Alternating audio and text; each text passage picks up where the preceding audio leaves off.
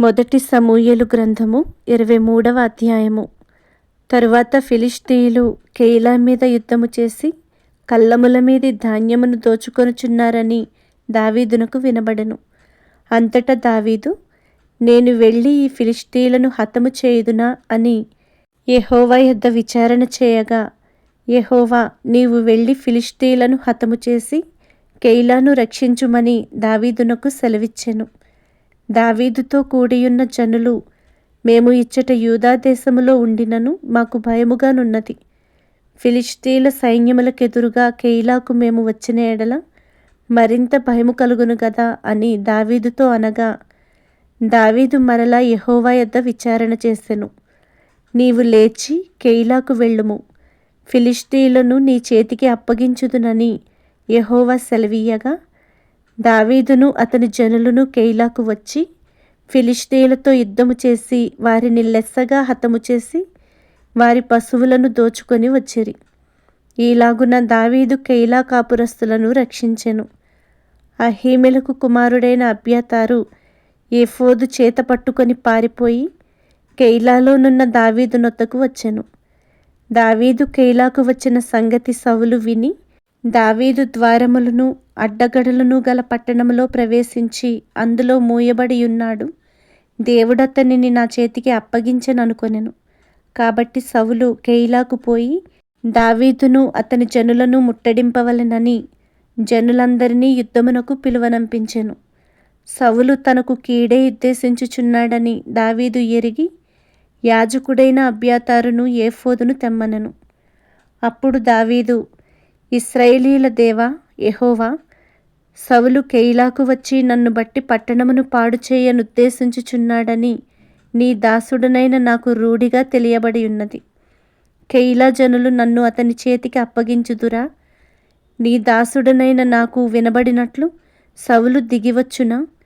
ఇశ్రాయేలీయుల దేవా యెహోవా, దయచేసి నీ దాసుడనైన నాకు దానిని తెలియజేయమని ప్రార్థింపగా, అతడు దిగివచ్చునని యెహోవా సెలవిచ్చెను.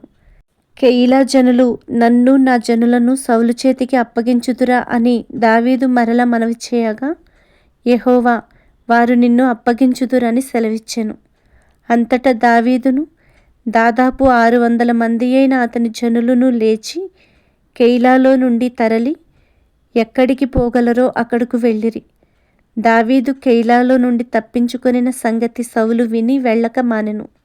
అయితే దావీదు అరణ్యములోని కొండ స్థలముల యందును జీపు అను అరణ్యమున ఒక పర్వతమందును నివాసము చేయుచుండెను.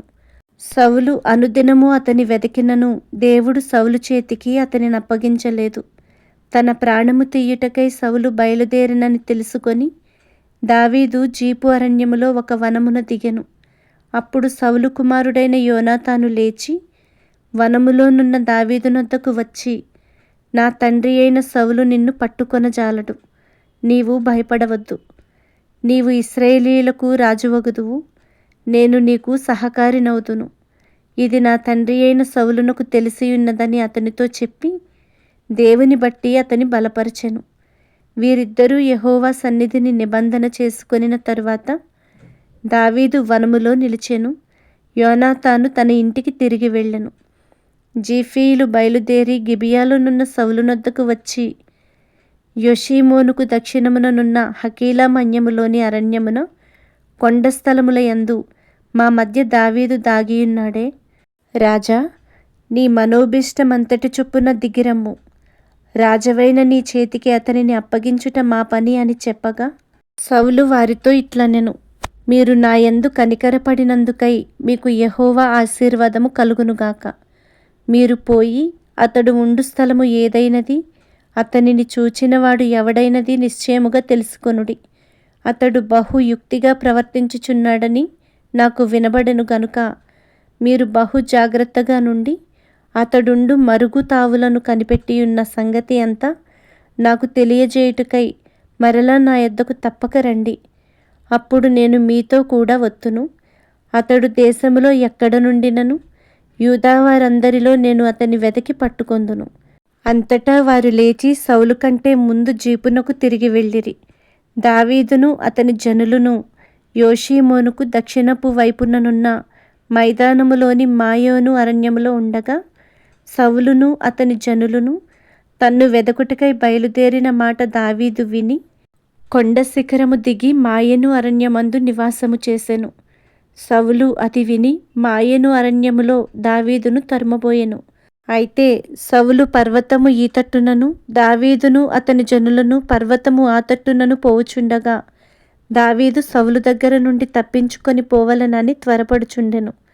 సౌలును అతని జనులను దావీదును అతని జనులను పట్టుకొనవలెనని వారిని చుట్టుకొనుచుండిరి.